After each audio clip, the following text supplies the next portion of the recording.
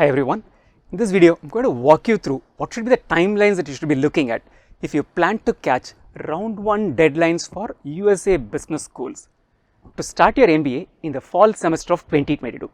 Typically the MBA program will start by August of 2022 and you have to catch the round 1 application deadlines for a 2022 MBA. When should you start your GMAT preparation? How far, how late can you push your GMAT preparation is what this video is about. I am actually cutting it a little too fine in each of the deadlines that I am going to talk about to you right now. So this video talks about how far can you push it. Ideally you should be starting earlier than the timelines that I am going to be telling you. So but before we start, let's take a look at the application deadline, R1 application deadlines for leading business schools in the last few years, right? We're going to be looking at for the class of 2019-2021, people who started their MBA in the fall semester of 2019, when did they have to submit their application if they caught round 1 deadlines, right? All of these were in 2018, a year before, and look at the dates from September 5th all the way down to September 27th is what we have. So we are talking about the month of September is a month in which typically business schools have round 1 deadlines. It's not just this year, look at the next year. People who started their MBA in the month in fall 2020, what is the deadline for them? Starting from September 4th all the way down to October 1st. So it slipped a little into October, but it's practically the same as September 30th. Same for the next year too. People who are going to start their MBA in 2021, this September, August, when did they have their round 1 deadlines? It was in 2020, it was a pandemic year, but even then the round 1 deadlines did not really significantly change. It was from the 8th of September all the way down to October 1st. So it's not likely to be very different this year too. So looking at catching R1 deadlines, you are looking to send your application packets anywhere from the first week of September all the way down to the last week of September. Even for a moment saying that you probably may not be applying to Harvard Business School. I am not saying you shouldn't, because Harvard Business School is a school which typically has the earliest round 1 deadlines. Look at the other schools. We are talking about somewhere between the 2nd and 3rd week of September is when the round 1 deadlines happen. So for sake of our working the timelines, we will take September 15th to be the timeline by which you should have submitted your R1 application. And note this, if you submitted your application on the 6th of September 2018, your application will be considered only for round 2 in Harvard. It's not going to be counted for round 1. So you should have submitted by this timeline by September 5th, 2018, if you had to be considered for round 1 considerations, right? So this is a non-negotiable timeline, at least for the top business schools. So you cannot say that one day here and there will not make a difference, one day here and there will make a difference, one day later you will slip into round 2, you will not be in round 1. So you're going to be working with September 15th as the timeline, September 15, 2021, let's say you're going to be having your application packet sent out. So let's work backward, right? So we're not going to be working forward. So September 15th, you need to have your application sent to the school. It should be complete in all aspects. What are the completed application comprise? A completed application will have your GMAT score, your language test score, which could be a TOEFL or IELTS or PTE, Pearson Test of English, depending upon which all your school accepts. You need to have your application essays in place. Typically, it could be anything from 1 essay for certain schools all the way up to 3 or 4 essays in other schools. And then you need to have your letters of recommendation sent. And letters of recommendation could be 1 or 2, or in some schools, they've actually done away with letters of recommendation from the last couple of years, right? We do not know which schools you're applying and what are the requirements of the school. So I'm going to play it safe. Let's assume for a moment that you'll have to apply to a school which requires you to write 3 application essays of about 400 words each application essay. You need to submit your resume, you need to have your GMAT test score, you need to have your language test score, and that school requires you to have 2 letters of recommendation. So it's quite a lot to be done in terms of completing the application process. Again, I'm cutting it fine, I'm being too generous in terms of, I'm actually saying that you'll be able to do so much in such a short time. A minimum of 20 days will be required. Going to be more than that, but I'm saying if you are starting the timeline that I am talking about, how far can you push it, how late can you push it, then even in that instance, you will need to give yourself about 20 days to complete the application packet, right? An application essay, it's not as if you write the way you write your AW essay in 30 minutes and get away with it, right? You have to find a scenario, you need to write a story. Typically, a good essay goes through at least 10 to 12 iteration before you think it is ready to be submitted. Not only the language are we talking about, it's not editing your language and fine tuning it and making it sound the way Shakespeare would have written it. It's not that we are talking about. It's actually fine tuning, tweaking your story itself. They'll ask you about a leadership instance outside of your work. They could ask you about a scenario where an ethics, you had a possibility that you had a case where you would have compromised on ethics, and what did you do? Did you compromise on it? Did you not compromise on it? What stand you took? Why did you take that stand? So all of these things, you'll start writing with something.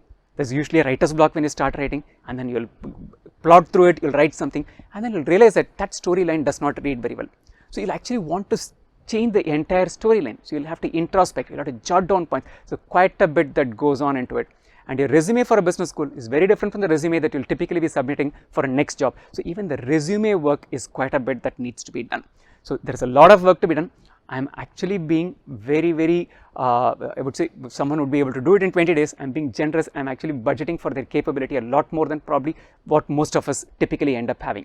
So which essentially means that we're talking about you starting your application process by the 1st of September latest, or probably sometimes a little earlier. Last week of August is when you should be starting.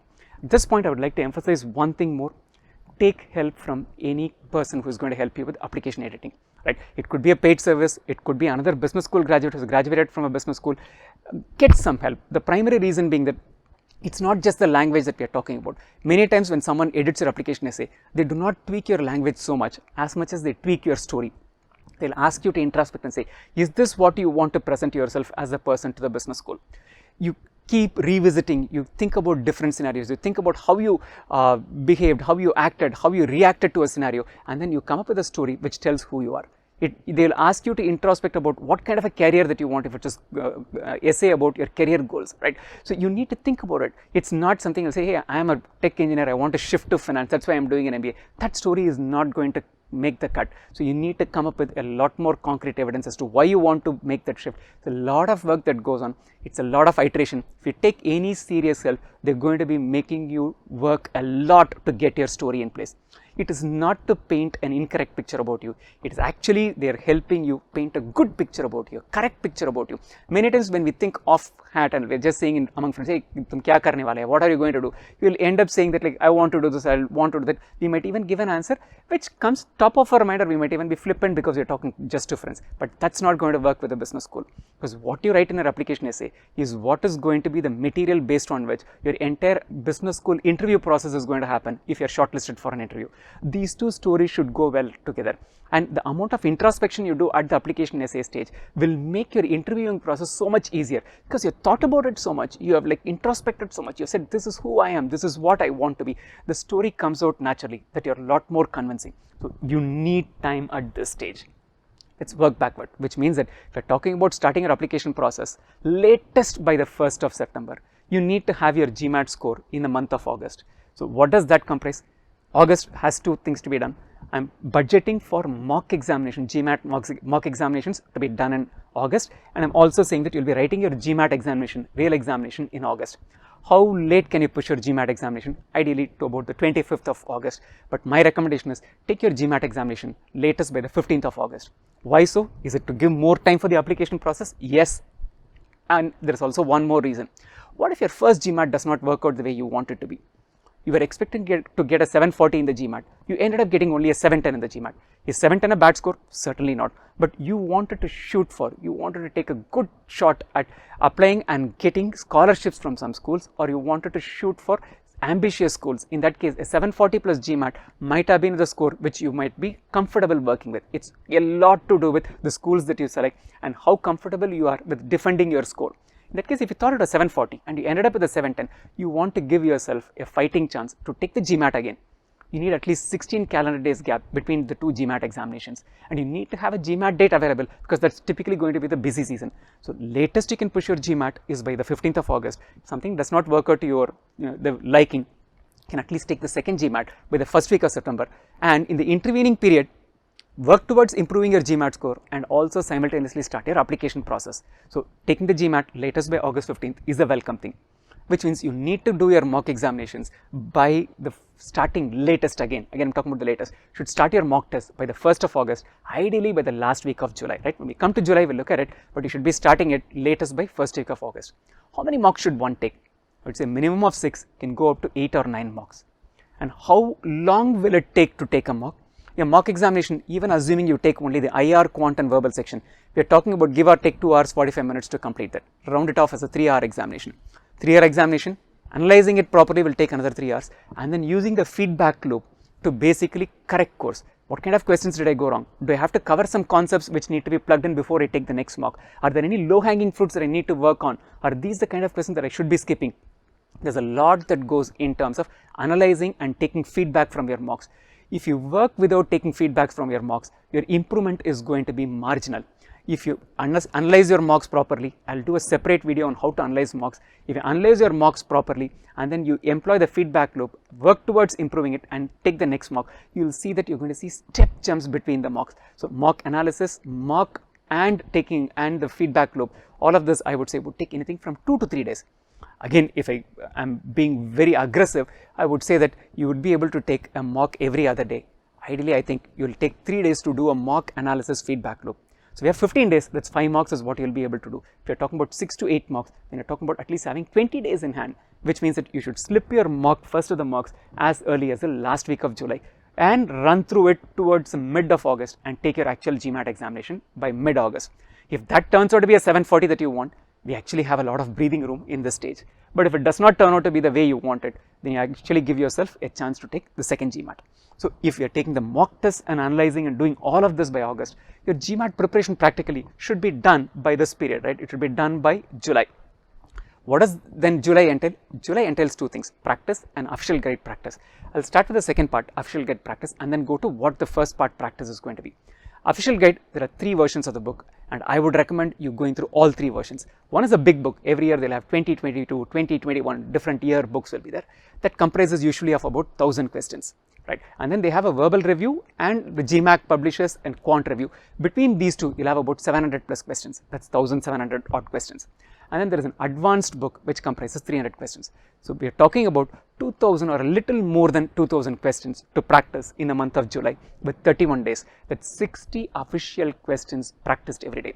This is a step you cannot sidestep. This is a process you cannot sidestep. This is the most important thing that you'll be doing to round up your GMAT preparation before you get into the mocks. These are 2000 retired official GMAT questions. There is no source that can provide this to you officially other than these OG books.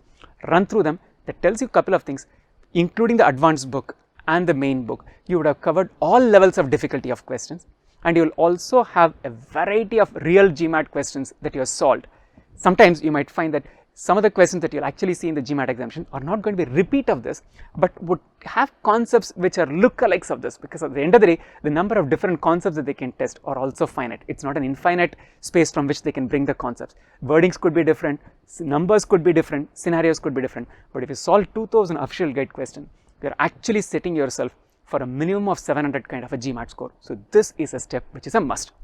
But before you get in here, you need to iron out all the rough edges in your preparation, which means that this practice that I'm talking about in July will include, in addition to solving this, full length section test, which is like taking 31 quant questions, right, in 62 minutes. You'll have to do at least 5 such tests and 36 verbal questions in 65 minutes. So these 5 to 6 section tests that you take will also help you gear up to practicing this. This is timed. This you could do it as a timed exercise or an untimed exercise, but you need to complete these 2 by July.